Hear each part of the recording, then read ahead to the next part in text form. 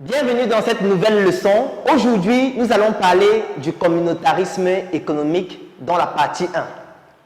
Le communautarisme économique, c'est une notion extrêmement importante à comprendre et c'est une notion qui est utilisée dans tous les pays du monde qui se sont développés économiquement. L'Afrique et le Cameroun en particulier restent les seuls pays à ne pas vouloir utiliser ces principes de base en économie afin de pouvoir se développer de façon efficace.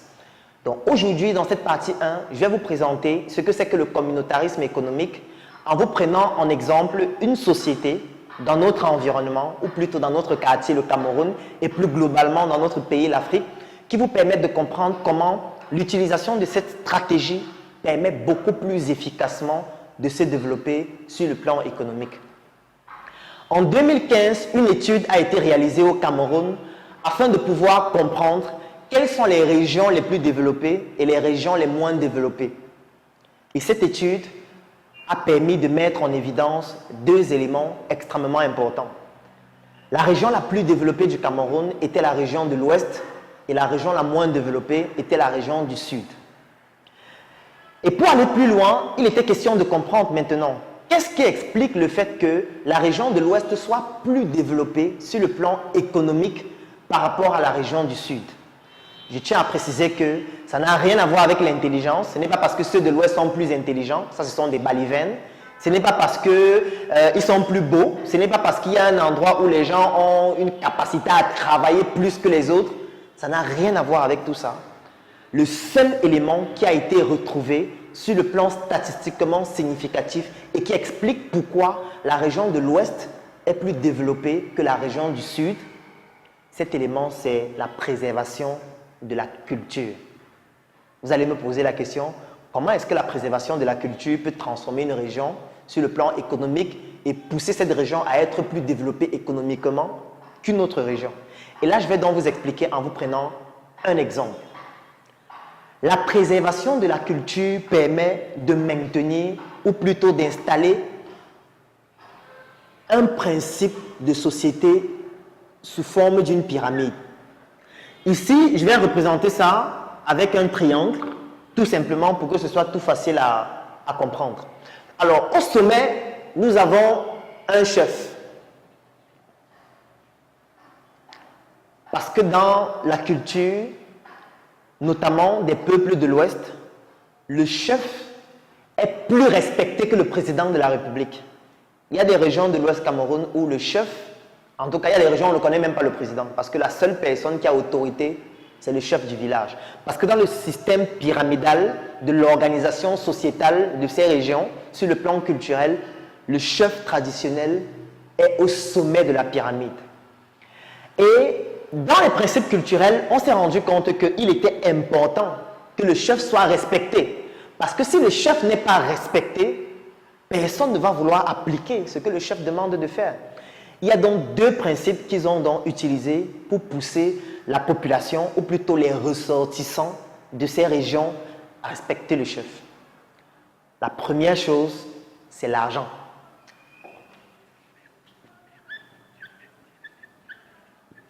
Vous allez certainement vous demander comment est-ce que je peux dire l'argent? L'argent, c'est le seul langage qu'on comprend dans notre société. Nous sommes dans une société qui est devenue purement capitaliste et dans laquelle il n'y a que l'argent que les gens comprennent. Quand vous n'avez pas d'argent, vous ne pouvez pas être respecté. On ne respecte que ceux qui ont l'argent. J'aime toujours prendre l'exemple avec les Asiatiques, notamment les Chinois, qu'avant on appelait les jeunes. Aujourd'hui, l'expression les jeunes a totalement disparu parce que désormais, les Chinois ont de l'argent et ils ont de l'influence. Laissons même les Chinois, allons dans votre famille. Observez dans votre famille ceux qui ont de l'argent et ceux qui n'en ont pas. On ne respecte que ceux qui ont de l'argent. Même lorsque dans une famille, c'est le plus petit, c'est-à-dire le cadet qui a plus d'argent, lorsqu'il y a un deuil par exemple, on attend que le cadet arrive. Même s'il est à l'étranger, on va attendre 2 mois, on va laisser le corps à la mort. Parce qu'il va falloir que ce cadet-là vienne dire comment ça va se passer. Parce qu'il a de l'argent. On ne respecte que ceux qui ont de l'argent. Et étant donné qu'ils avaient donc compris ce principe sur le plan culturel, ils ont donc décidé de mettre sur pied un principe qui va permettre à ce que le chef traditionnel puissent avoir de l'argent. Et je vais prendre un exemple avec un village. Je ne vais citer aucun village pour ne pas stigmatiser. Il y a un village récemment où on a intronisé un chef à l'ouest du Cameroun. Et dès qu'on a fini d'introniser le chef, les élites du village ont mis à la disposition du chef 2 véhicules Prado totalement neufs. Ces différents véhicules d'une valeur de 80 millions chacun des véhicules. Pourquoi? Et ça, c'est quelque chose parmi tant d'autres choses qu'on met à la disposition du chef, parce qu'il faudrait que les populations comprennent que sur le plan économique, le chef n'a pas de problème sur le plan économique, donc c'est un facteur par lequel on respecte le chef. Deuxième élément qui a été mis en exergue pour qu'on respecte le chef, c'est ce que je vais appeler les principes magiques. Les principes magiques, je préfère appeler ça comme ça. Pourquoi? Parce que lorsqu'on intronise un chef à l'ouest du Cameroun, il va aller pendant un certain temps dans certaines régions ou dans certains villages, ça s'appelle le Larkam. Ça veut dire qu'il sera intronisé par certains notables et certains anciens. Et on fait comprendre à la population que pendant cette phase d'intronisation-là, en fait, on est en train de lui donner les pouvoirs sacrés. On est en train de transformer et de lui donner toute l'onction du village afin qu'il puisse avoir un impact sur tous les ressortissants du village, même à distance. Et quand le chef sort donc de là, toute la population comprend que désormais, le chef a des pouvoirs magiques. Si le chef te demande de faire quelque chose et tu ne le fais pas, il a la possibilité d'avoir un impact sur ta vie, même à distance. Et c'est dans ces principes-là souvent qu'on fait comprendre que le chef peut te lancer la foudre. Il y a des notables qui viennent juste après le chef, qui ont la possibilité de faire pousser des plantains en une seule journée. Les plantains commencent à mûrir, on commence à manger. Et la population comprend que, attention, le chef et les notables, désormais, ont un certain pouvoir sur nous. Si on ne respecte pas ce qu'ils nous demandent de faire, on peut subir une malédiction. Voilà donc les 2 principes culturels qui ont été mis en exergue et qui permettent de faire en sorte que toute la population puisse respecter le chef. Bien évidemment, il y a beaucoup d'autres principes, mais j'ai voulu retenir les 2 principaux. Mais dans la région du Sud, dans laquelle j'ai fréquenté, parce que j'ai été à l'internat au lycée classique et moderne de Bolova pendant 4 ans, au sud du Cameroun, le chef n'est respecté par personne. Le chef n'a pas la possibilité de dire quelque chose à un ressortissant du village jusqu'à y respecter. Parce que non seulement le chef n'a pas suffisamment d'argent, et en plus, personne ne reconnaît en le chef des pouvoirs magiques, s'il faut le dire de façon beaucoup plus simple. Alors, ces 2 principes donc poussent le chef dans les régions de l'ouest du Cameroun à pouvoir mettre sur pied un principe communautaire qui est extrêmement puissant.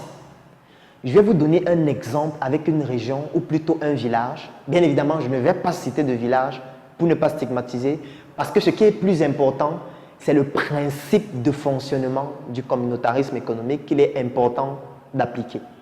Alors, dans ce village, ils se sont rendus compte que les ressortissants du village se retrouvent là. Et ils ont très vite compris que pour que le village puisse se développer économiquement à travers un principe communautaire, il faudrait que la population soit beaucoup plus grande. Parce que plus on est grand et plus les échanges sont importants et volumineux et plus on peut gagner de l'argent. Donc, un autre principe, c'est lequel? C'est qu'il faudrait que le chef puisse servir d'exemple.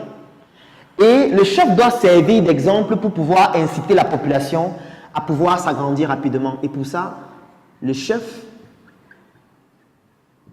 doit avoir plusieurs femmes. C'est la raison pour laquelle dans les régions de l'Ouest, tous les chefs ont plusieurs femmes. Il y a des chefs qui ont 10, 20, 30 femmes, parfois beaucoup plus, et beaucoup d'enfants. Et qu'est-ce que ça entraîne donc dans la population? Ça se transforme comme étant un reflet de l'attitude qu'il faudrait adopter. C'est la raison pour laquelle c'est l'une des régions du Cameroun où les femmes font le plus d'enfants. Moi, par exemple, je viens d'une famille où nous sommes 8. Moi, je connais des personnes qui sont 11, 12, 13, et là, je parle d'une seule femme. Ça veut dire que quand nous sommes dans les foyers polygamiques, moi, j'ai des oncles, j'ai des cousins qui sont dans des familles où il y a 22, 30, 40 enfants. Bien évidemment, lorsqu'il y a 40 enfants dans une famille, les échanges économiques sont plus importants qu'une famille où il n'y a que 2 enfants ou 3. Ça, c'est la deuxième chose. L'autre chose sur le plan communautaire, c'est le fait que la région de l'Ouest, c'est une région qui est très petite en superficie. Et ils ont donc très vite compris ça, que tous les ressortissants du village ne vont pas rester au village. Ils seront amenés à se déplacer pour aller dans d'autres régions du Cameroun et même d'autres pays. Et pour donc permettre que le principe communautaire continue de s'effectuer, même lorsqu'ils se déplacent, ils ont donc décidé de créer ce qu'on appelle dans le jargon courant les tontines, ou encore les ndjangui, ou tout simplement des réunions. Alors comment est-ce que ça fonctionne? Ça veut dire que dans le village, il y a des tontines. Les tontines sont représentées à travers des réunions qui sont segmentées en fonction des catégories de la population. Ça veut dire qu'il y a des réunions des élites, il y a des réunions des femmes, il y a des réunions des étudiants, il y a des réunions des élèves, ainsi de suite. Et comme ils étaient conscients du fait que, étant donné que la région est petite et qu'ils sont amenés à se déplacer, ils ont donc décidé de mettre sur pied des représentants du chef dans toutes les autres régions du Cameroun et même à l'étranger. Et qu'est-ce qui se passe donc? Ce qui se passe, c'est quoi? C'est que dans la ville de Yaoundé, par exemple, tous les ressortissants de ce village qui seront dans la ville de Yaoundé vont créer des tontines. Dans la ville de Douala, ce sera exactement la même chose, des tontines. À Paris, ce sera exactement la même chose. À Berlin, ce sera exactement la même chose. À Ebolova, ce sera exactement la même chose. Ainsi de suite. Et comme je l'ai expliqué, les tontines sont segmentées en fonction des catégories de la population, des ressortissants du village. Qu'est-ce que ça veut dire? Ça veut dire qu'à Yaoundé, dans ce village, il y a des tontines avec les élites du village de Yaoundé, les femmes de Yaoundé, les étudiants de Yaoundé, ainsi de suite. C'est la même chose à Douala, c'est la même chose à Paris, c'est la même chose à Berlin, c'est la même chose à Ebolova et dans tous les endroits où ils se retrouvent. Ça, c'est le deuxième principe. Dans toutes ces tontines, il y a un représentant du chef qui se rassure que les principes culturels sont respectés à travers les différentes tontines. La troisième chose qui se passe, c'est que durant les tontines, on cotise de l'argent. Ça veut dire quand vous arrivez à la tontine, il y a des cotisations qu'on fait et il y a des jours où chacun, en fonction de la période, bouffe de la cotisation de toute la communauté. Mais ils sont allés plus loin parce qu'ils se sont rendus compte que ce n'est pas pertinent que chacun vienne à la réunion avec l'argent dans sa poche pour cotiser, pour qu'on donne à une personne. Non, ça c'est pas pertinent. Ils ont donc décidé de faire quelque chose de purement formidable. Ça veut dire qu'ils ont créé une banque. Ils ont créé une banque. La banque a un statut juridique de microfinance de deuxième catégorie. La banque est représentée dans plusieurs villes du Cameroun et même à l'étranger. Et comment est-ce que ça se fait? Lorsqu'un ressortissant du village qui se retrouve à Yaoundé et qui est affilié à une tontine, par exemple des élites de Yaoundé, la tontine des élites de Yaoundé a un compte dans cette banque. Cette banque qui est chapeautée par le chef du village. Ça veut dire que tous les ressortissants du village qui se retrouvent à Yaoundé et qui font des tontines, pour venir à la tontine, au plus tard, un jour avant le jour de la tontine, qui peut être un vendredi, un samedi ou un dimanche, ils doivent venir à la banque, payer leurs cotisations dans le compte bancaire de la tontine dans laquelle ils sont affiliés. À la banque, bien évidemment, il y a des frais lorsqu'ils payent. On leur délivre dans un reçu. Donc, ils viennent à la tontine avec le reçu. C'est la même chose à Douala, c'est la même chose à Paris, c'est la même chose à Berlin, c'est la même chose à Ebolova et partout où ils se retrouvent. Qu'est-ce que ça entraîne? Ça entraîne le fait que tout l'argent des ressortissants du village, qu'importe l'endroit du monde où ils se trouvent, tourne dans la même banque. Et je vais vous donner un chiffre confidentiel. Le chiffre d'affaires de cette banque par mois est évalué à 5 milliards de francs CFA. C'est la raison pour laquelle vous allez parfois voir certaines microfinances. Vous ne voyez jamais quelqu'un entrer dans la microfinance. Moi, vous dites que son chiffre d'affaires, c'est 15 milliards, c'est 18 milliards. Pourquoi? C'est parce que c'est le communautarisme économique. Ça veut dire qu'on a mis sur pied un système qui fait en sorte que toute la communauté fait tourner son argent dans cette microfinance. Et ce n'est pas tout. Parce que lorsque vous arrivez maintenant à la tontine le vendredi ou le samedi ou le dimanche, chacun présente son reçu de versement à la banque. Et avec ce reçu de versement, le responsable de la tontine qui est associé avec le représentant du chef et un représentant de la banque vérifie les reçus.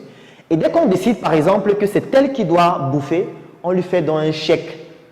On lui donne le chèque et lorsqu'il prend le chèque, il va à la banque toucher son argent à la banque avec le chèque qui a été délivré à la réunion. Et là encore, ça ne s'arrête pas. Parce qu'ils ont compris que lorsqu'on donne l'argent à quelqu'un, il ne faut pas que l'argent entre dans les mains d'une autre personne. Sinon, la communauté va perdre cet argent. Et qu'est-ce qu'on décide donc de faire?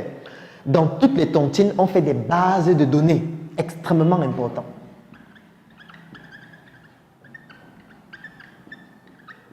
On fait des bases de données. Ça veut dire que dans cette tontine de Yaoundé, on va faire une base de données qui présente le nom de chacun qui est dans la tontine et les activités de chacun. Ça veut dire que s'il y a un dans la tontine qui a par exemple une quincaillerie, on va noter qu'il a une quincaillerie, on va noter les différents endroits où sa quincaillerie se trouve ou les différentes villes où ça se trouve. Si un membre de la réunion a une école, on va noter qu'il a une école, la capacité de son école, le type de formation que délivre son école, ainsi de suite. S'il y a un photographe, on va noter dans la base de données qu'il y a un photographe. C'est la même chose à Yaoundé, à Douala, à Paris, à Berlin, à Ebolovar, ainsi de suite. Ce qui fait que celui qui a touché son argent en bouffant à la tontine, qu'est-ce qui se passe? Lorsqu'il va vouloir envoyer ses enfants à l'école, il va regarder la base de données des écoles détenues par les ressortissants du village et c'est dans cette école qu'il va envoyer son enfant. Quand il va vouloir organiser un événement, il va contacter un photographe qui est dans la base de données du village et c'est ce photographe qu'il va contacter pour que le photographe vienne couvrir son événement. Lorsqu'il va par exemple vouloir se déplacer pour aller dans la ville de Douala, il va regarder dans la base de données s'il y a un ressortissant de la tontine qui a une agence de voyage et c'est dans cette agence de voyage qu'il va voyager. Et c'est comme ça pour tout. Ça veut dire que ce soit pour les produits agroalimentaires, que ce soit pour l'éducation, que ce soit même pour la santé, les hôpitaux.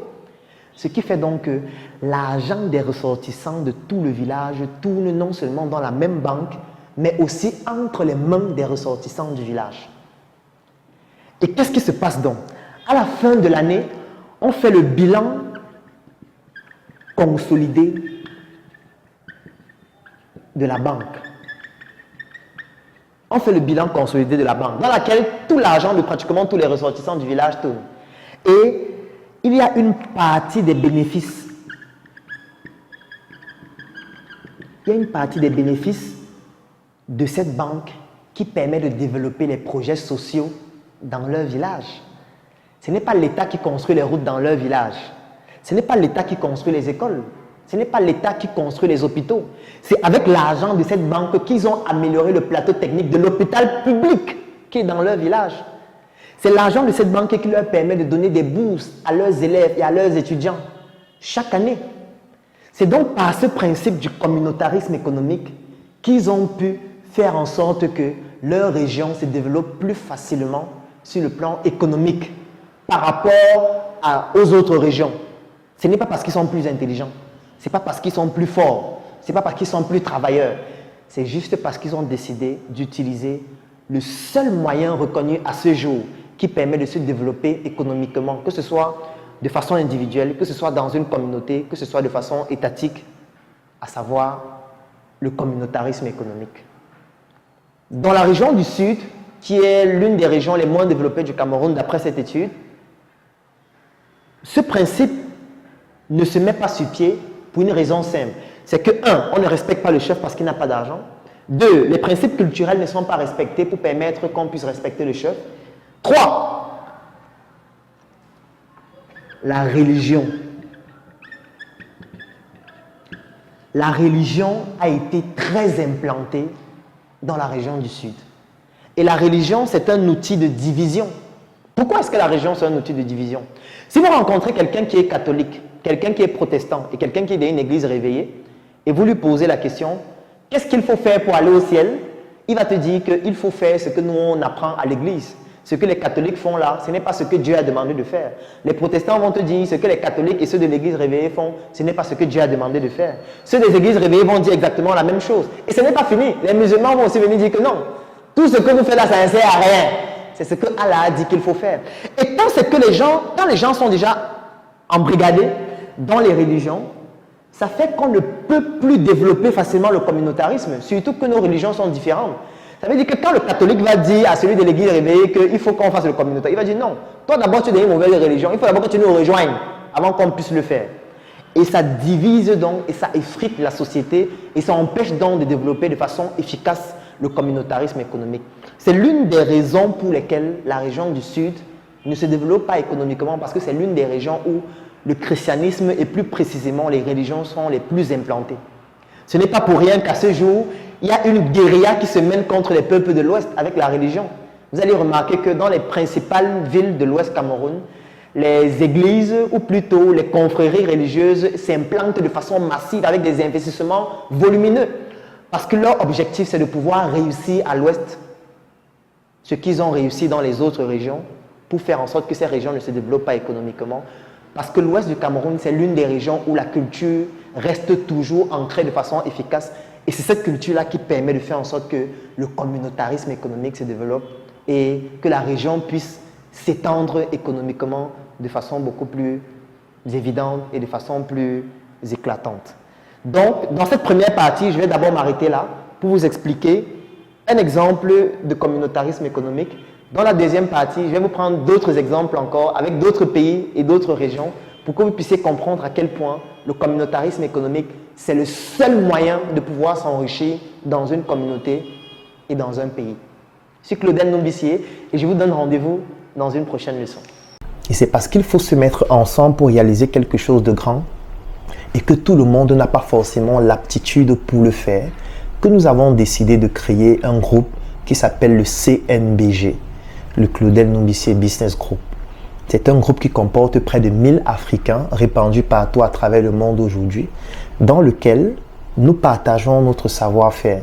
Nous faisons un retour d'expérience sur nos activités au quotidien. Nous permettons aux autres Africains de ne pas commettre les mêmes erreurs que nous. Nous partageons nos opportunités, nous permettons aux autres membres de gagner des marchés ou alors nous offrons la possibilité de pouvoir mettre à la disposition des autres membres nos compétences pour leur permettre de pouvoir résoudre les difficultés dans leurs projets. Nous publions des chroniques au quotidien qui permettent à chacun des membres de pouvoir se mettre à jour, de se documenter, de s'actualiser et de pouvoir comprendre quelles sont les nouvelles opportunités à saisir. Mais surtout, nous mettons sur pied des projets que nous développons ensemble. Parmi ces projets, nous avons la tontine structurelle africaine que nous avons démarrée. Nous avons le projet Njuka, qui est une industrie agroalimentaire. Nous avons le projet Smart City, où nous sommes en train de construire des logements qui vont être mis en vente pour permettre à des personnes d'avoir des logements de qualité. Et il y a d'autres projets qui viendront au fur et à mesure de ce type-là. Vous aussi, si vous ne savez pas comment faire, vous pouvez nous rejoindre pour vous inspirer de ce que nous faisons. Mais surtout, vous pouvez le faire vous-même, entre vous enseignants, entre vous médecins, entre vous ingénieurs. C'est tout à fait possible. Et si vous rencontrez des difficultés, si vous ne savez pas comment procéder, si vous ne savez pas par quoi commencer, écrivez en commentaire « Je souhaite rejoindre le CNBG » ou alors « Je souhaite rejoindre le Claudel Nombissier Business Group » et vous pourriez vous inspirer de ce que nous faisons afin de pouvoir vous aussi l'appliquer dans votre secteur d'activité. Et étant donné que nous sommes sérieux et nous avons besoin des personnes sérieuses pour réaliser des choses sérieuses, nous avons décidé de faire en sorte que ce ne soit pas un groupe qui soit ouvert à tout le monde. Parce que quand quelque chose est ouvert à tout le monde, ça devient quelque chose de quelconque et du coup, ce n'est plus intéressant. Donc l'accès à ce groupe coûte 120 000 francs pour 12 mois pour toutes les personnes qui résident au Cameroun. Et si vous êtes à l'extérieur du Cameroun, ça vous revient à 300 € tous les 12 mois. Si c'est une opportunité qui vous intéresse, si vous souhaitez enfin prendre le pouvoir sur votre propre vie, afin de ne plus laisser votre vie sombrer dans les mains des autres ou alors dans la providence, rejoignez le Claudel Nombissier Business Group en écrivant tout simplement en commentaire « Je souhaite rejoindre le Claudel Nombissier Business Group » ou écrivez en inbox ou contactez-nous ou passez dans l'un de nos sièges.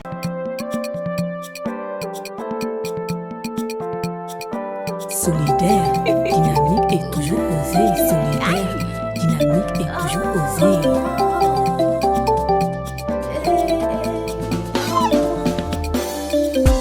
Si t'arrive de te dire que tu n'avanceras pas, et n'oublie pas que faire ta propre force.